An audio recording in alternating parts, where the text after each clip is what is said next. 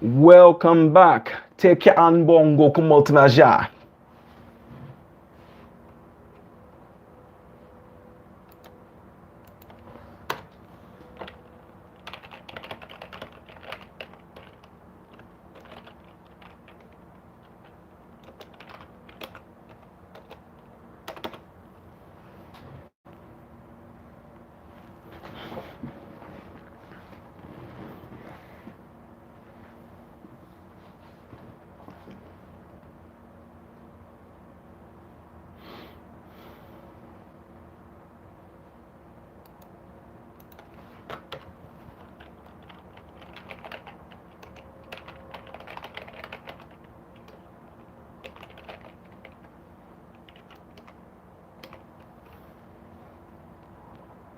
What's going on, Evan Star? Tube viewer, how are you? Hell couldn't stay away.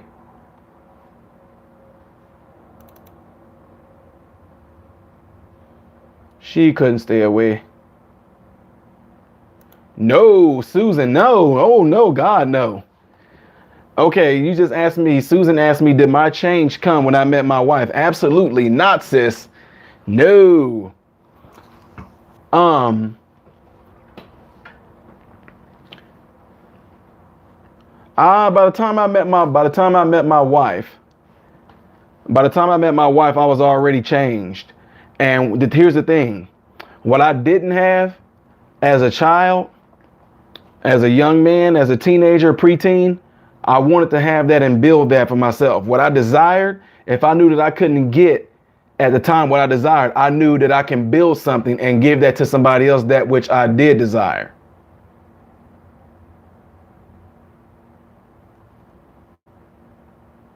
JT. So anyway, Susan, what I used to do, I would write down in the journal of everything I wanted in a woman. I had the color. I'm just being real with you guys, as always. So Susan, what I would do, I would write in the journal about everything that I was feeling that day, especially if I was wrathful, because I was wrathful and rageful and hot tempered 24/7. I actually used to just wait for somebody to say the wrong thing to me just so I can fire off at them. I didn't care if it was a teacher. I'm telling you, I did not care. I didn't care. When you become numb, that's the worst situation you can be in. And what's crazy about that is that if you become numb physically, that's the worst situation you can be in, because that means you can't feel nothing, which means you don't know how much danger you're in. You don't know how much danger that you pose to yourself and others. So physically, like with your nerves, is okay. Like for instance, I'll give you guys an example. If somebody's having sciatic pain, we tell them, hey, the fact that you can feel some pain, that's a good thing, because it lets us know that you're not severely bad yet. But when you get to a point to where you can't feel nothing, something is really wrong with you. Okay, so what I mean by that is mentally, a lot of kids in the city, inner city, that's why you can see like a lot of, I'm just saying, I mean, I think blacks make up maybe, I don't know, 20% of the population, 30% of the population, but then it's responsible for over half the crimes. So what I'm saying is this: if you get some young men at a young age that seen so much tragedy, so much, I mean, just every day you seeing some woman getting beat, you seeing crackheads, you seeing prostitutes, you seeing somebody get shot, you seeing gang fights, you seeing shootings, and then you go to a place where they're supposed to actually care for you, like a school, and then you got your teachers that don't give a crap about you either. You eventually become numb. You don't feel nothing. Nothing phases you anymore. Nothing phases you. I mean, seeing somebody get shot became like, I mean, we all like, oh, who? Oh, the dude that stayed 2 houses down from us? Oh, okay. Oh, wow. That was it. Oh, hey, man, look. Hey, man, that dude down there beating the stank out of that girl. Look how he's beating up that woman. Well, that ain't none of my business. You know, you go to school, you sit there, and the teachers, them can care less whether you learn or not. So you sitting here like this. You don't care if you learn, and then they just pass you on to the next grade. You trying to figure out how in the world are they passing you on when I didn't even do no work. I used to get my test papers and just mark anything, and I'm like, how in the world am I passing? You know what I mean? So what I'm saying that for is that mentally, emotionally, and spiritually, when you become numb, nothing phases you. You don't care. So anyway, what ends up happening is that I actually wanted a family for myself. I knew that when I became oh, Steve Fletcher, absolutely. See, it's called like a, you get like a, it's like you get like a, you actually get, it's strange, but and with the depression, Steve, you actually get a lot of you actually get a lot of positive feedback with depression. See, because what ends up happening is a lot of times, I'm not saying this is everybody now. Yes, Trey Alexander just said it becomes habitual. Now it becomes like a part of your life. It actually becomes a part of your behavior. And then like with me, because of being wrathful, short tempered, I was, man, I'm talking about, I'm telling y'all, I would be the first one to straight pow, pow, pow, pow. I would miss on purpose, but it was just letting you know that I didn't care. If my teachers didn't care about me, you know, then if your teachers didn't care, you know, you got, you know, if you don't have like a nice parental structure, like my mom, she tried, you know, she did her best with us, whatever, but still we needed a dad and all that. We needed some strong men looking after us in our life. So guess what? The streets ends up becoming like your father. These people on the streets, hey man, here, this nothing but love here, man. So a lot of these kids get pulled into gangs and get pulled into family businesses because all they really was looking for, number one, is some type of positive influence. So, but the positive influence that they was giving you was to do the wrong things. So you were doing the wrong things, but you didn't care because you was getting positive feedback. What? You just did what? You shot at Jay? You shot at JJ. Oh, that's my boy, man. Boy, this dude is woo. So it made you feel all good. And now these gangsters and stuff, they recognizing you, so you feel good about what you're doing. So doing things that are wrong, you really didn't care because number one, you already numb. Number two, somebody's showing you some type of positivity, even if you're doing something wrong. At least somebody's showing me some positive feedback, letting me know that I am cool, that I am good. You just want to belong. So that's what I'm saying. So what ends up happening is that Susan, to answer your question with my wife, by the time I started getting involved, well, actually, by the time I started actually getting a hold of him, God, is that I wanted a woman a certain way. I wanted my family structure to be a certain way. And now, guys, like I said, for some of you that are not religious, or I'm not religious, but anyway, that's a long story. But for some of you that are not into God or anything like that, I am not talking to you right now. So anyway, Susan, what ended up happening is that God said, how fair is it going to be for me to give you that woman and that family that you said you want when you're the type of person that you are right now? Would you know what I mean? That's what pretty much what God said to me is that why would I give, you said you want somebody that's soft-spoken, lovely, you know, a woman for one, a woman. And I don't mean nothing like transgender, I'm talking about like a woman, like she's very feminine, you know, she's very soft-spoken, very tender. She ain't real loud mouth or anything like that. Ain't ghetto. I definitely wasn't going for none of that. Nobody like Auntie Dashika Shay. You know, a certain, I'm just being honest with you guys. I was like, she's gonna be either white, light-skinned, mixed, or Mexican or something. But I did not want to date nobody that looked like me, that was dark-skinned. I'm just not attracted to him.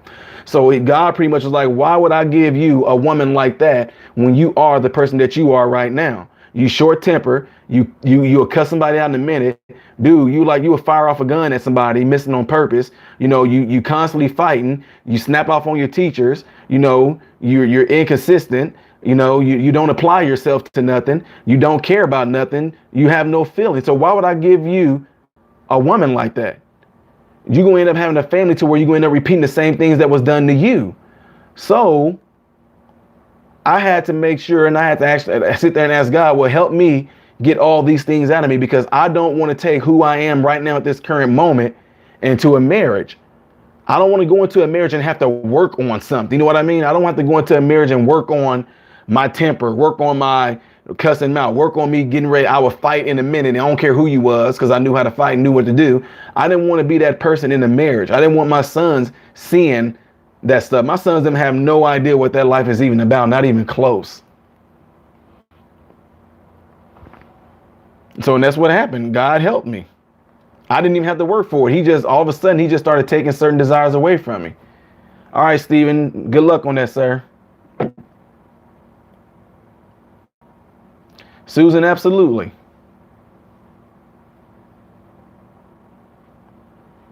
That's why I'm not. I mean, when people say things like, "Oh, they're not ashamed of being Christian," or "They're not ashamed of God," when he's actually has spoken to you and talked to you before, like legit, and always do, I don't care about what nobody think about me. I don't care if anybody think I'm crazy. I don't care if people are like, "Oh, dude, that's a bunch of bull crap." I really don't care what they think. I know that didn't know counselor. I know that didn't know psychotherapist, no neuropsychologist. I know that none of them got me out of that. So I can only give credit to where the credit, I can only give the honor to where it came from, which was him. That's it. If it came from a man, I would have gave credit to a man. If it came from a woman, I would have gave credit to a woman. But none of those people helped me to be who I am today. So I'm just telling y'all the truth. That's it. Just like that.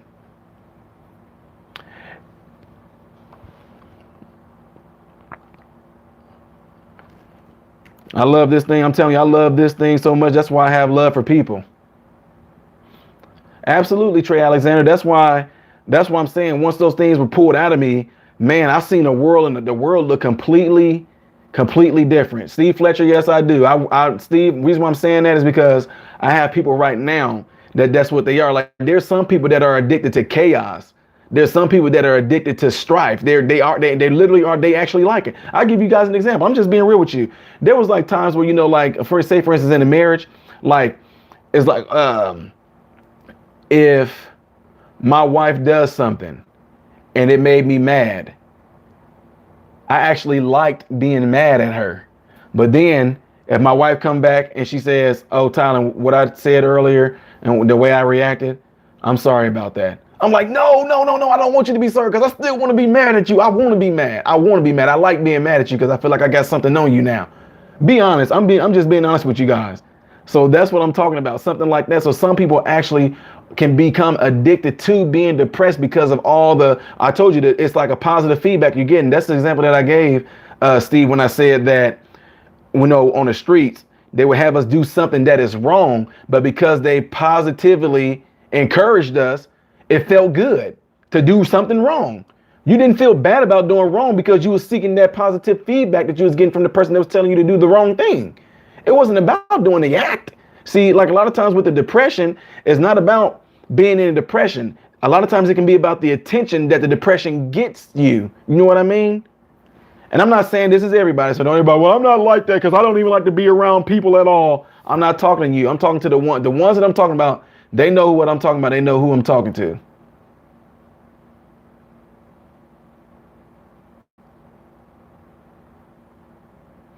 Well, you can't get past what your brother did. So if anything, I'm thinking it's going to come down to Wendy. I'm being honest with you. I'm just being real. It's going to come down to your brother must have done something to you sexually, or your brother done something to somebody sexually. Your brother killed somebody. Your brother raped somebody. Your brother murdered somebody. It's going to come down to something like that. Because I've talked to plenty of people that came out with the way that you just said that. A lot of people have told me something like that, or he might have drugged somebody or done something like that, done something to another sibling of yours, or might have done something to all you guys. I don't know.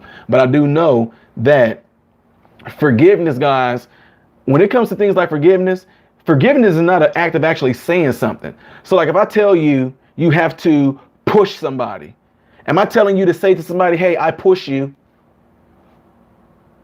Y'all get what I'm saying? Are y'all following me on that? Appreciate that too, viewer. Are y'all following on that, what I just said? Like if I told you, "Hey, you need to push that person." Are you going to go up to that person and say, "Hey, I just want to let you know that I push you"? You're not going to, you know what I mean? See, that's what I'm saying. So my point is, when you say things like forgiveness is not necessarily something that you go up to somebody and say, "Hey, what you did to me, I forgive you for it." Forgiveness is a act. You know what I mean? Forgiving somebody for what they did is a act. So sometimes that act doesn't come by knowing that that's the right thing to do. Some people, it might take a year for you to actually get over it, to actually be able to allow yourself to forgive a person. You actually have to allow yourself to forgive a person. Let it take its course. It's just like when I tell people sometimes, certain people, like some of my patients that have passed away, I still talk with the family, the sons and daughters of a patient that was mine that have passed away. and they'll say the brother, he'll get over it he'll be over it in 6 months or something like that, being real close to his mom. But then the sister, she might be going on with it for like a whole year and a half. She still hasn't gotten over. So I say things like this. He'll say, Ty, man, she's still lagging on with this, man. She's still like this over mom passing away. And I'll say, hey, some people need more time to mourn. Some people need to mourn longer. You know what I mean? So what I'm saying about the whole thing about forgiveness is this. Forgiveness is not necessarily something that you go up to a person and say, hey, I forgive you. No, that's something that's going to come from within. That's going to come from within yourself.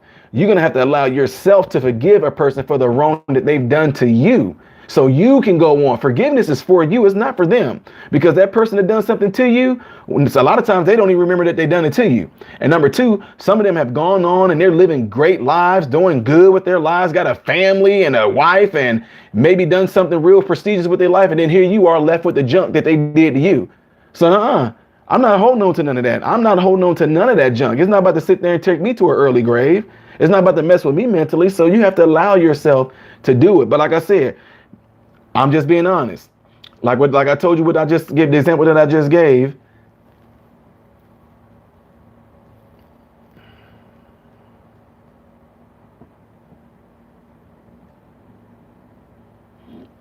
Well, Wendy, if you don't mind, do you want to say what he did? Is it some of those things that I mentioned?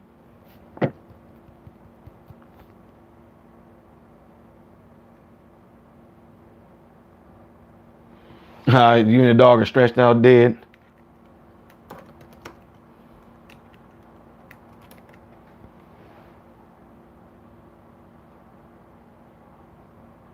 Rodell, I don't have one. Hey, Rodell, whatever Jesus and the apostles then were, that's what I am. I'm just serious. I'm not no Presbyterian. I'm not no Methodist. I'm not no Apostolic. I'm not no Pentecostal. I'm whatever Jesus and the apostles then were. They never went around calling themselves anything, so I don't either. And that's the God honest truth.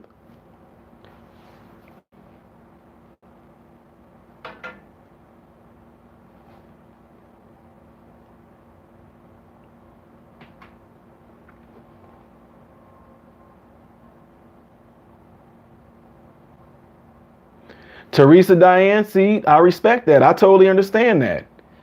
And yeah, I totally get that. What's going on, Seaback?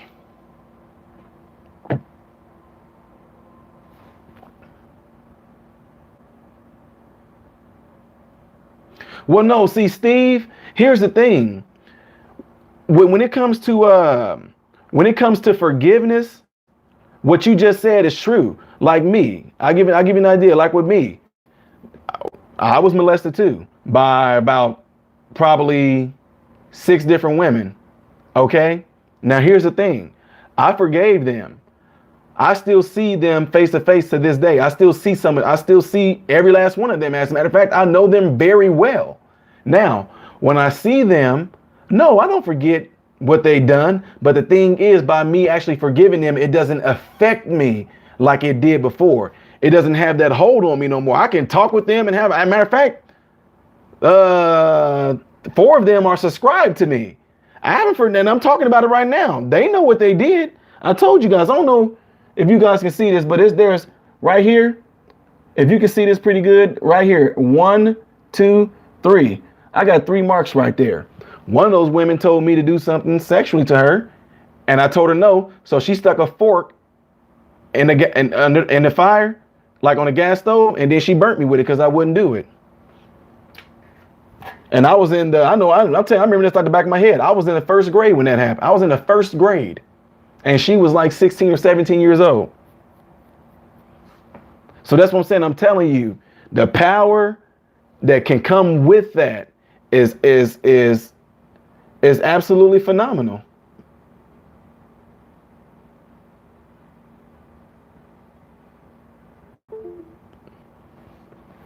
Yeah, yep, Susan, the 1st grade. So what I'm saying is that I remember what they did to me, but I don't have those same towards them. It's gone. Man, I'm serious.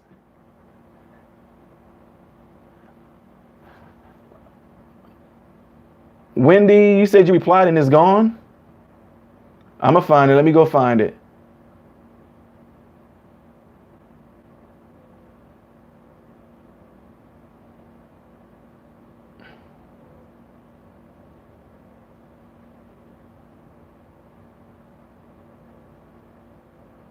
Okay, Wendy, I saw what you're saying.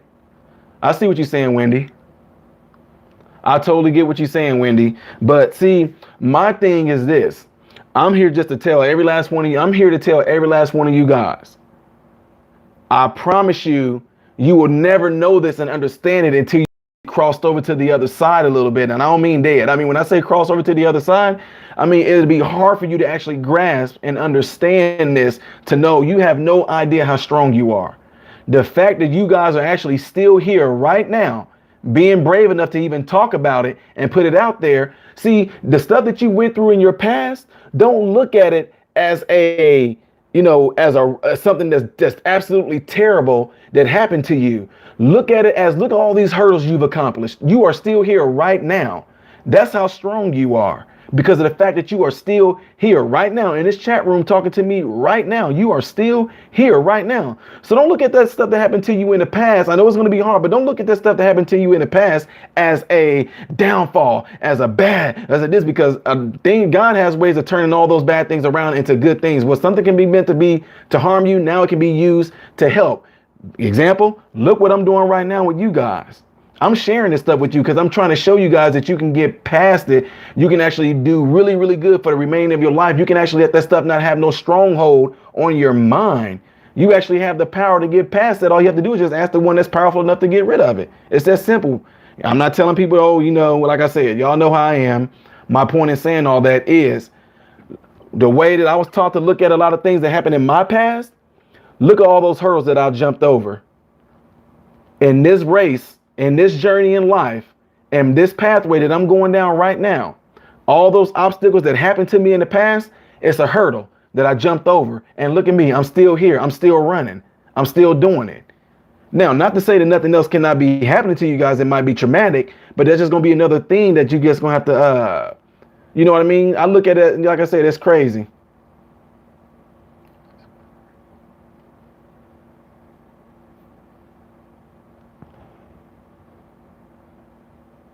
Susan, that's why I'm throwing some of what I'm saying in there, sis. I didn't want to say that though, but I'm just telling you. Woo! Y'all done got me amped up.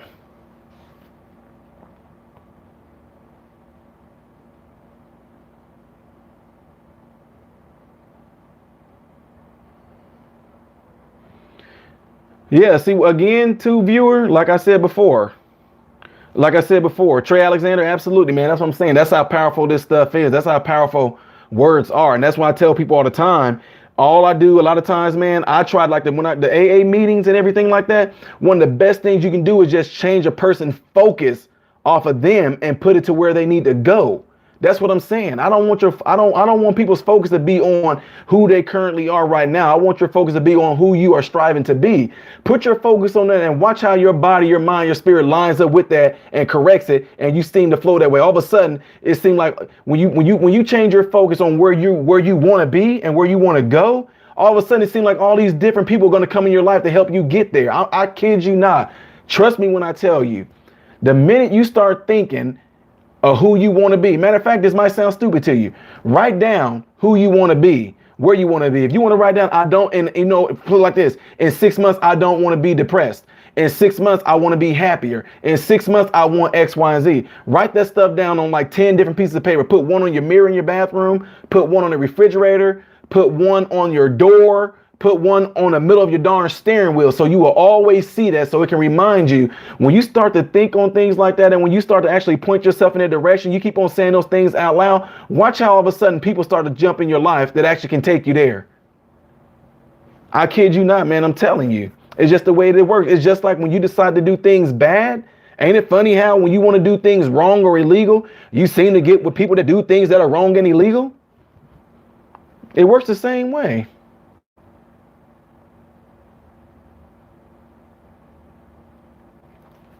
It works the same exact way, man.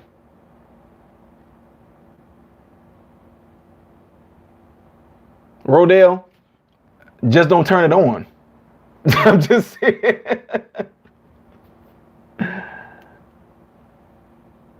Hi, Ty. Then look the Banderas US video.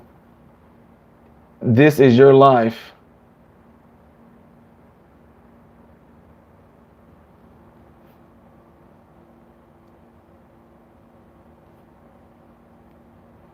In 6 minutes, would he still be alive? What? Absolutely, two viewer.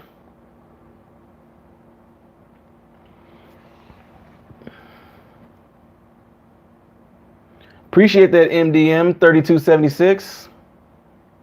That's how I live though, guys. I'm telling you. Once you break out of that and get past that and you actually learn to have like a superior mind to some of these things, I'm telling you, it's beautiful, man. I'm serious.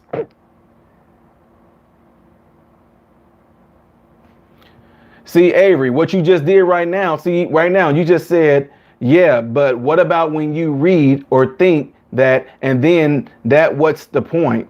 See what I'm saying? What's the point is what I don't want to hear. It don't matter. Your focus is on what I'm telling you to look at. See, that's what I'm saying. I do this all the time. It's like sometimes if I give instructions for a person to do something, I don't want them to say why, because the why will be learned while you go through what I'm telling you to go through. So like with my son, sometimes I say, hey, okay, I'm gonna give you an example that somebody told me before. This is cool. Okay. My grandma used to told us this thing before. You guys might have heard this before too. A frail man is hearing from God. Okay. This is for you. This is for you, Avery. A frail man was told by God to go to a mountain. The man went to the mountain. God told the man to push the mountain. So the man pushing the mountain, pushing. Okay, what else? God said, I don't want you to do nothing else. I just want you to push the mountain. So this man is pushing this mountain every day.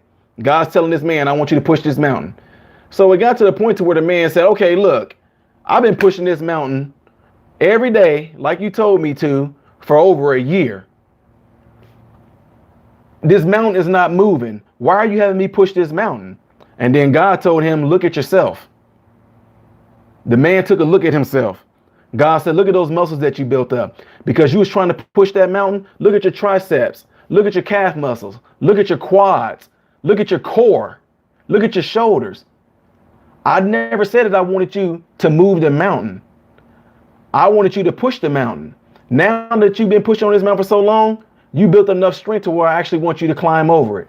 So what I'm saying a lot of times with that is this. When you just said, okay, you will look at these cars every day, then you're going to say to yourself, what's the point? Well, see, what's the point? That's going to be learned once you get there.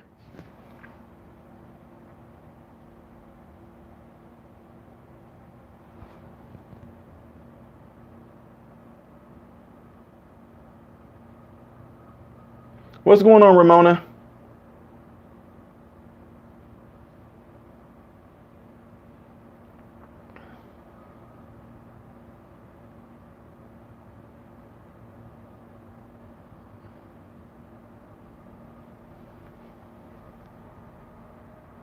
Wait, what? Somebody's being vexed with something? Lacey, you're welcome. Susan, I'm telling you guys, I mean, some of you guys have told me some of the craziest stories, how y'all actually came to this channel. Some of y'all told me that you actually was getting ready to take yourself out, but you just happened to find this channel. So, I mean, I'm telling you, he has his ways of doing things, guys. I'm telling you. But the thing is, I'm really nothing compared to what he can do. Just think, if you see how I am, you're welcome, Ray Vernon. If you see how I am, I'm telling you the person that got me to where I am. But I'll save yourself a step and just go to him about it.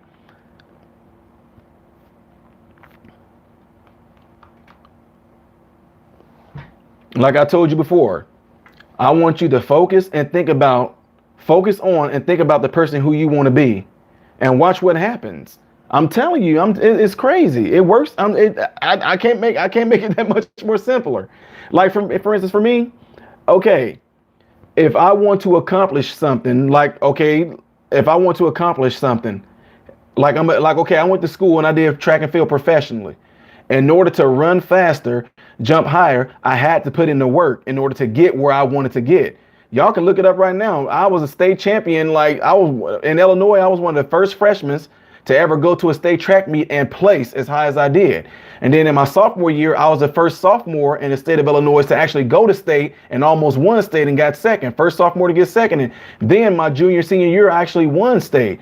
I put in the work because I visioned myself being on that podium and doing what I did. So when I started visualizing myself actually doing that and being at that top level, I instantly put in the work to do that. But if I would have sat there and said, no, you know what? That's too far-fetched. That's too far off. I'm never going to get there. Well, then guess what? You're not. So, absolutely, Miss Pepper. I love that too. When you went to Texas and you talked to people, I told you, the more you talk to people, the more comfortable you became, the more fun it became.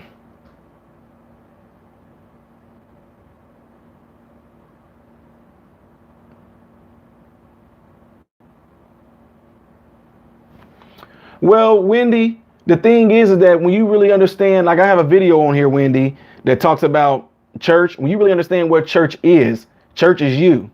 Church is me. Church is not a building. Church is you. It's me. It's us. Whoever believes, that's what I'm talking to. That's what it is.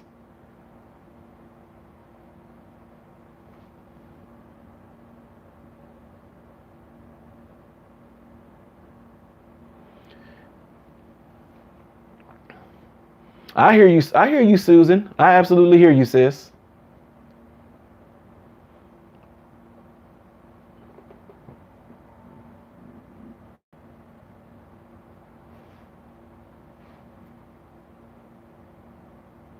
Wait, why are we calling 911?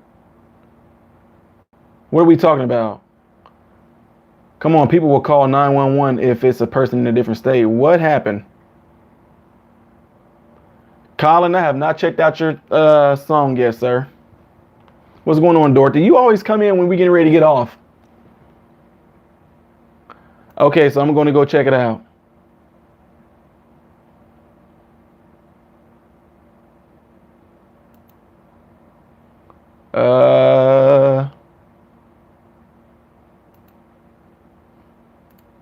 All right, guys, the Garth Brooks video.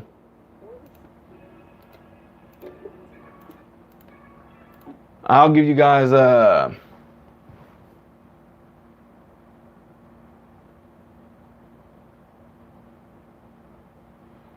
Corrine, yeah, that's actually, I don't know. Sometimes when you say you self-sabotage, a lot of times that's subconsciously taught to you because of what media shows you or even just how people have treated it. I don't. I'm telling you, you have to change the way that you think. You absolutely. Here's the thing. This is what I was told by, I forget who it is, but this is what they say. Your mind does not care what you plant in it, but it will return to you what you planted. Same way your body is. Your body don't care what you put in it, but your body is going to return to you what you planted in it. You plant a lot of fatty food, you're going to get fat. You plant a lot of poison, you're going to become sick. Same thing with the mind. If you plant a lot of negativity in there, you're going to become a negative person. If you plant a lot of doubt in there, you're going to become a doubtful person. If you plant a bunch of positivity stuff in there, you're going to become more positive. You have to keep on putting more positive things in there. All right, so my Secretary of Defense just told me that the next video is here, but I think I'm going to give you guys the link right now.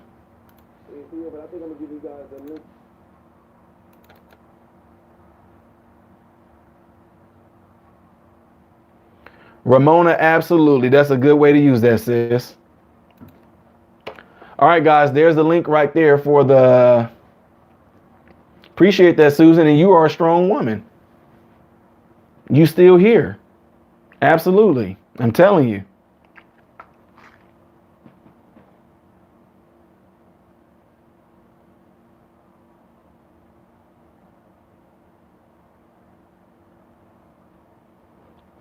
Trey Alexander, this is what I do, man. Seriously, I love this. Seriously. It gives you something better to look forward to. Peter Schilling, I gotta go back and look at that.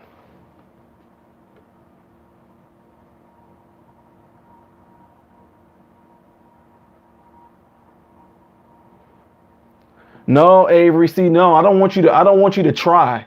I just want you to do it. If you get me. See, I don't want you to try. I want you to do it, because trying means like you not keep trying. To me, when somebody tell me that they're trying, they're telling me that they don't feel that they're capable of doing it, but they're going to try. I don't want you to try. I want you to just do it. Just do it.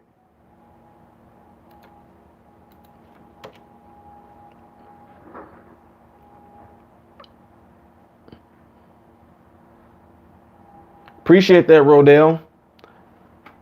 All right, guys. So I just gave you guys the video link right there, and I think it's going right now. I will see you guys over there.